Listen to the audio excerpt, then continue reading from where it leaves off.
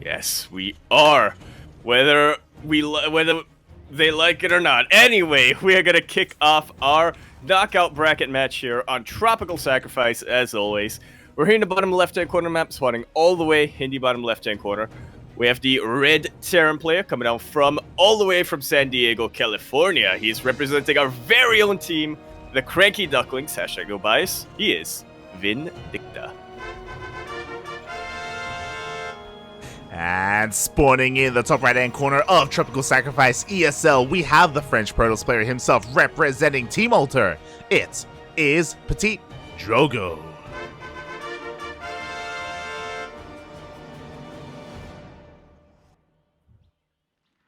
You know, in hindsight, making out first in Group Stage 3, that's, or even second, that's even more valuable. It is. Yeah, Clem, you know, he won his group super quick, and he gets rewarded for that. But yeah, exactly. He can rest before tomorrow. He can get a goddamn bed. Probably not going to, but he can. Shaking my head. Oh god. So yeah, for those wondering, the entirety of, I believe, round 4 is starting at the same time for the knockout bracket. Exclamation mark be in the chat if you guys want to have a look at the bracket yourselves. A lot of matches are going on. We have 4 English streams and many other language streams as well. We're trying to cover as much as we can. I don't really know where the other casters ended up. I think the B stream. I think the B stream did end up covering Botvinnik versus Trigger, so they have their own TVP. We have our own TVP. Yeah, a lot of TVPs coming down here. Well, not really that many, but you just listed 2, so that's what I globbed onto. I mean, I'm pretty sure there's only one Zerg player in this round, and I think it's a laser. I think he's the only one. Yeah. Pretty good Zerg player at that. But yeah, I think Scarlet is somewhere here. Maybe, potentially. I think she may be in the next round, if I'm not mistaken. Oh, right. Yeah, because we have the knockout round. The knockout round. That's the qualifying. Yeah. Yes. That's happening tomorrow. Yes. Exactly. The qualifying matches, the best of 5s, are going to be tomorrow. We will also be here tomorrow casting that. Fingers crossed we're able to wake up in time and we don't sleep in because again, you think we're going to get some sleep? You think we're going to sleep, mate? We started casting when the sun was still up and it set, and now the sun has risen. It is morning here. Meanwhile, we see a full surround. Ooh, the Reaper does go down, but not before scouting the tech, not before seeing the Stargate here from PtitDrogo, so at least Vindicta was able to get that. But unfortunately, across the map, his CC is being delayed here by this Adept. Yeah, Vindicta microing his heart out, but yeah, that Adept is just a little bit too much for that SCV to deal with. This is a pretty massive delay, all things considered.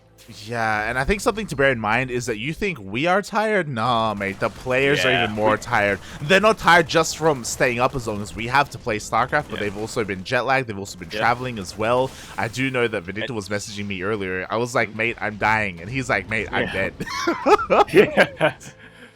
Yeah, they've traveled, they're jet lagged, they've been awake as long as we have, and they've, had to exert themselves. I'm just sitting here opening my mouth, pretty much. Yeah, exactly. Aye. Meanwhile, a lot lost mine time here at the natural base already. Drogo, he also dips in with his Oracle again. Vindicta is ready for this, and he does have a decent amount of Marines. He has had some great micro to keep these Marines alive, but now they're finally going down.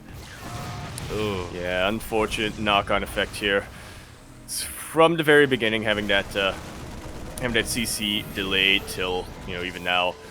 Drogo is controlling his Adepts a lot better than Vindicta is with the Marines.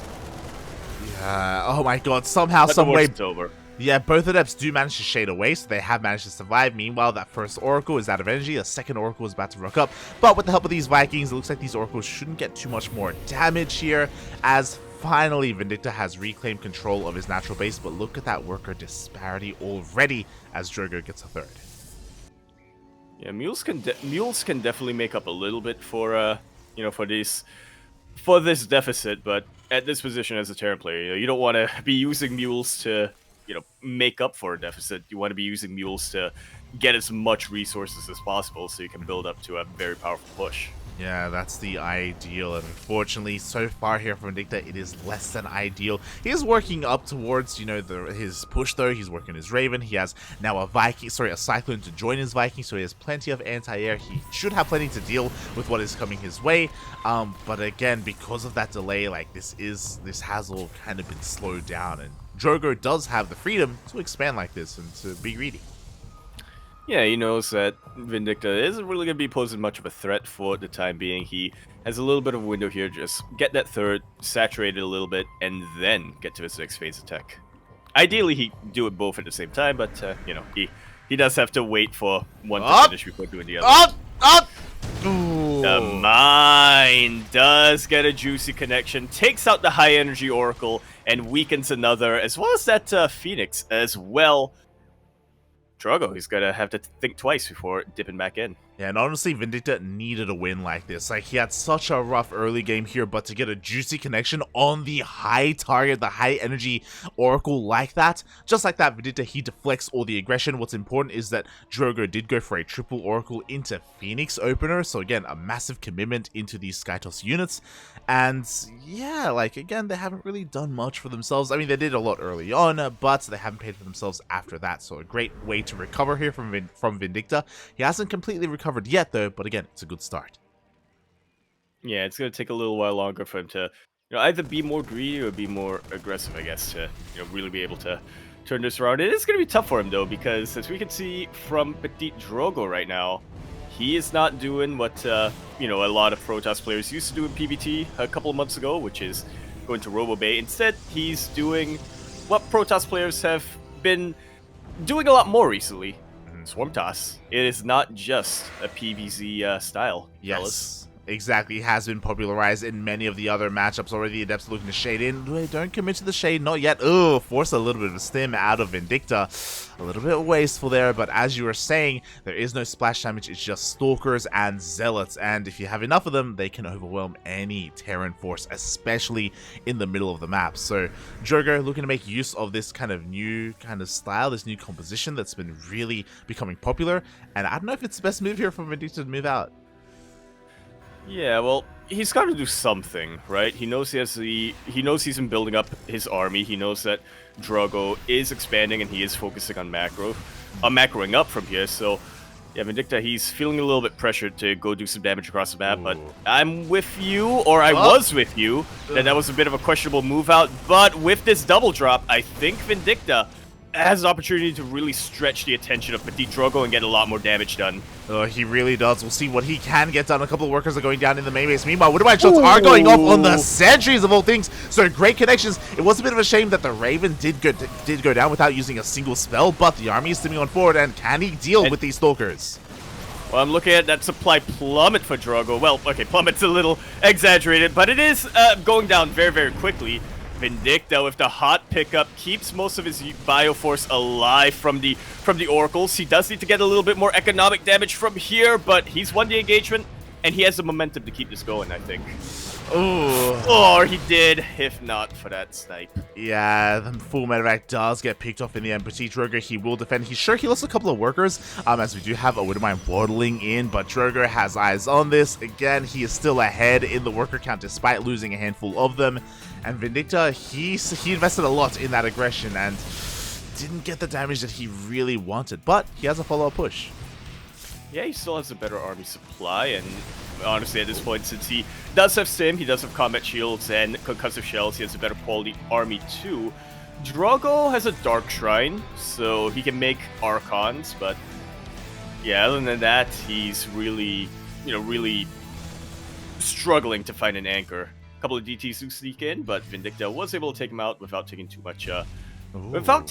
much economic damage, I would say, but meanwhile, I'm a little bit surprised that actually that Widowmine actually waddled from the main base down into the War's Natural. 7 probes did go down, and now Vindicta is trying to force himself in here. Blink Stalkers are doing what they can. The army, it looks like it's trying to bust them through, but with the help of these Zealots, I don't know if he really can. He's actually trading quite well against these Stalkers.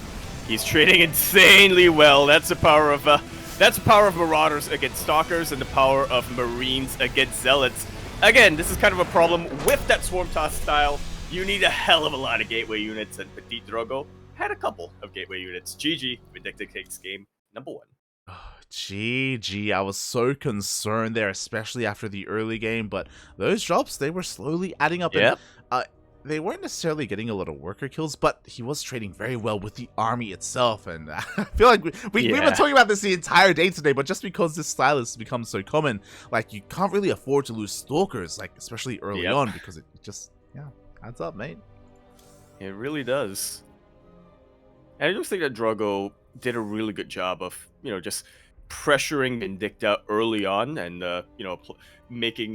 securing his map control. He was expanding. He was playing out that game initially anyway, more economic focus. And he would have gotten away with it too if he had some splash damage early on. But because he didn't, Vindicta found a way to fight back and take the map.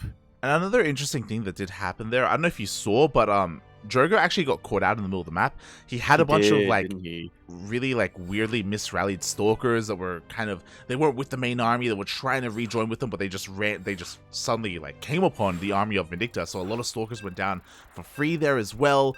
That was kind of best case scenario there for Vindicta. He capitalized on it, he went through, and now he has a lead in this series. Yeah. Update light, I wasn't fast enough too. I know. I went for Vindicta as well. I moused over PtitDrogo, but the millisecond before I clicked, we got locked in. Yeah, the players were very quick to get into game number 2. There was no stopping them. Now here we are. I can't blame them, They're tired, more tired than we are, and we are going to be continuing our series here on Data C. We're in the top right-hand corner map, spawning all the way in the top right-hand corner. We have a red Protoss player coming out from the land of France. Yes, that's a country. He is going to be representing Alta. See, I didn't even need to see the logo. I remember. He is PtitDrogo. And spawning in the bottom left-hand corner of Data C, we have the American Terran player himself representing. He is one of our very own, representing the Cranky Ducklings. It is Vindicta. I cannot begin to tell you, Light, how smug I feel right now that I was able to remember that France is a country. Oh, God. Get some rest after this, Yaku, please. Get some. I mean, we made it. We made it here in the end, and we'll see if this is going to be the conclusion or the continuation of this series. Vindicta only needs one more uno mas here to make it all the way to that qualifying match. PtitDrogo has to win 2 from here on out. And we'll see how this really plays out, especially on a map like Data C. Again, relatively small, not the smallest, there are still smaller maps compared to this one. But you were talking about it before, kind of like a bit of an odd map when it comes to the overall base layout. Yeah, it's like a normal map turned sideways and then also tilted on some kind of axis. Oh my god. Not sure which one. And this one probe has delayed the CC, I think, longer than any adept ever could. That was disgusting. That was like 3 delays. That was, oh my god. That probe deserves a medal when it comes to him. It does. But it's gonna get a bullet from the Reaper. Yeah, we'll see, because Vindicta behind this is going for a bunker behind the mineral line. Looking at the vision of PtitDrogo, he still has not seen this, and the bunker, it looks like it may finish up. The Reaper is on the way, and Drogo is going to check behind the mineral line. No, he is not with the probe. The Adept rocks up, does miss it as well, and the bunker will finish. Yeah, but maybe the Adept will be able to kill the Reaper before it can retreat.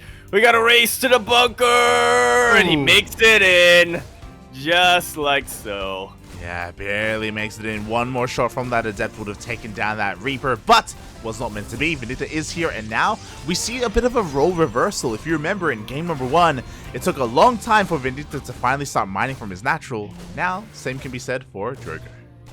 I can't believe that SCV is still alive, but yeah, we'll see if it pans out in a similar fashion. If Drogo breaks out from this and has a very strong counter harass from here, and so far he is setting himself up to do so. He's getting the oracles, and He's rocking up with his Adepts. Ooh, exactly. Meanwhile, the bunker finishes up just in time. The Adepts do rock up, but there's no entry into the main base. There's nothing to kill here at the natural either. The Adepts don't find too much damage, not yet. Meanwhile, with the completion of this shield battery, DreamHack will eventually reclaim control of his natural. Yeah, slowly but surely. Very slowly. But very surely. Yeah, interesting choice that he actually uses the pulsar beam of the Oracle to help DPS down that bunker. Does take out the Reaper, but the salvage does get off just in time. Yeah, pretty good start here for Vindicta. Oh. Come on, it's so low and it will get taken out. Balance has been restored. Oh, yeah, one SCV does get taken out, but there we go. Finally, Vindicta himself can start mining from his own natural base. All is right in the world. Oh, and, ooh, DreamHack from here, from that Stargate opener, is going straight into that Twilight Council. Big difference compared to the previous game is that this time DreamHack only committed to a single Oracle, not anywhere near as heavily as he did in the previous game. Yeah, he's getting a second one now. Actually, he just cancels it. Okay, then. Unless I'm seeing things, I'm not discounting that possibility. But even still, it's a little bit of a weakened Oracle again from earlier on. He did spend a Pulsar Beam to take it out. Great use of Vision. The Medevac and the lock-on is enough to take out that Oracle. Nothing has gone right for PtitDrogo so far this game, but it is not... you know, there's always a possibility that he's able to defend from here and just stifle the momentum of Miguel. Yeah, I think what we can say with certainty here, as he does make a second Oracle, is that so far this Stargate has hindered DreamHack more than helped him. Really, he hasn't really been able to do much of anything with it. He does have a second Oracle on the way, so again, he is looking to try and make it pay for itself. But now Vindicta is here across the map. The shield battery is going to 100% go down with the help of this Medevac. The Marines are pushing on forward. Yeah, that was a kill, not a cancel. Even without Stim, there's so much firepower here and so much support with that Medevac. Even lands the Viking just to have some extra DPS. There we go, the cancel on the third base. Nice damage already being done by Vindicta, and he is not done. He's looking to push up into the main. But we do have a shield battery, a second shield battery on the way, and an overcharge. Like, this is a little bit ambitious, but maybe he can get some kills. Nice micro on the Cyclones, able to juggle them very, very well and keep them both alive. Yeah, without Stim, it's very difficult pushing up into this ramp. It's even more difficult with hollow shield batteries you're talking about. Oh, exactly. Mental. Meanwhile, I don't know how I feel about this. We had an aggressive blink on forward here by DreamHack. It doesn't cost him a Stalker, though, so okay, well worth it in the end. Oh my god, blinks on forward again, picking off a couple more of these Marines. Vindicta bleeding out quite a bit here, but he did end up canceling that third, so still maybe worth it. Oh my god, the trap! Does succeed. He is able to take out one of these Cyclones. Starting to lose his mech units, but if he is able to, there we go, kill even more Stalkers. What have we been saying throughout this entire evening, Light? Many things, but one of them is you don't want to lose Stalkers early on. You really don't. Meanwhile, the Oracle across the map does get some decent worker kills here. 5 SCVs went down, forced a lot of lost mine time in the main base. Again, DreamHack finally getting something done. Oracle will be shut down, but for 5 SCV kills, this one did pay for itself. Yeah, but it did only pay for itself. It wasn't quite a net gain here for PtitDrogo, but he is able to secure that third base. It's almost done right now. He's going for a massive gateway explosion again, which I'm not really sure how I feel about this.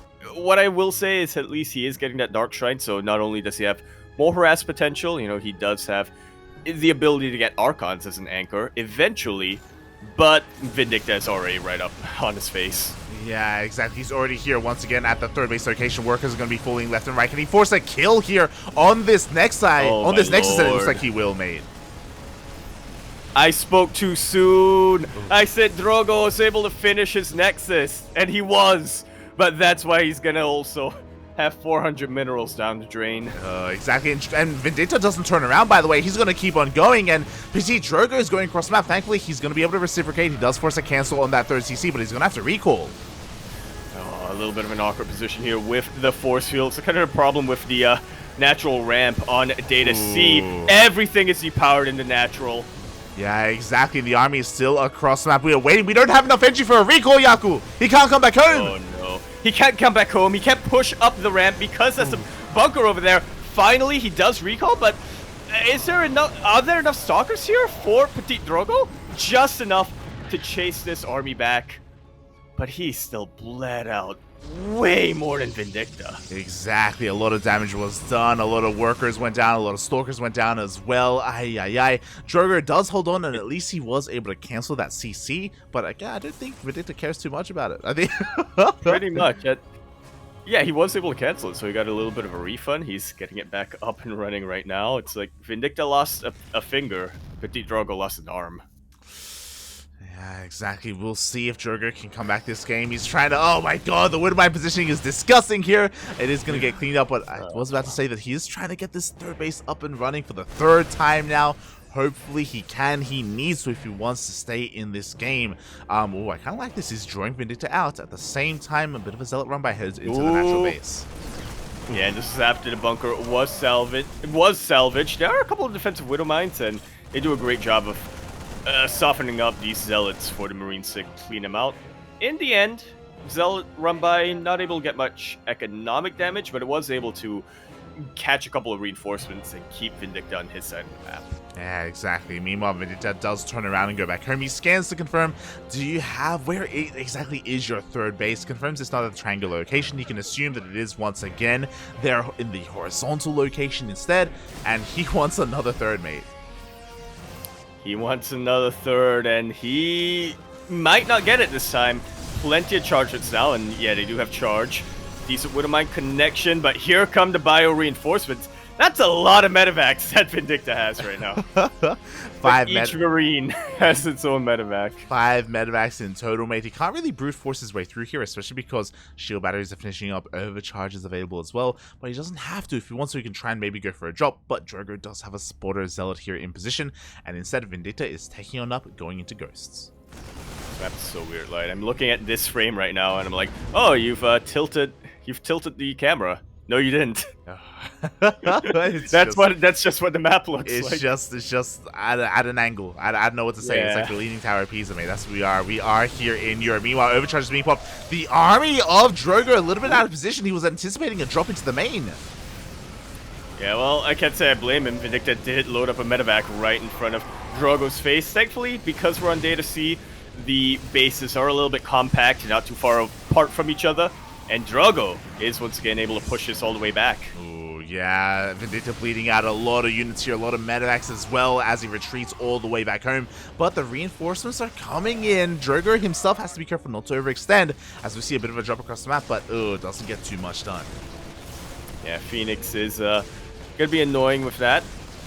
At the very least, he's going to be able to, well, I was going to say take it out, but not quite. Let's draw back all the Protoss army.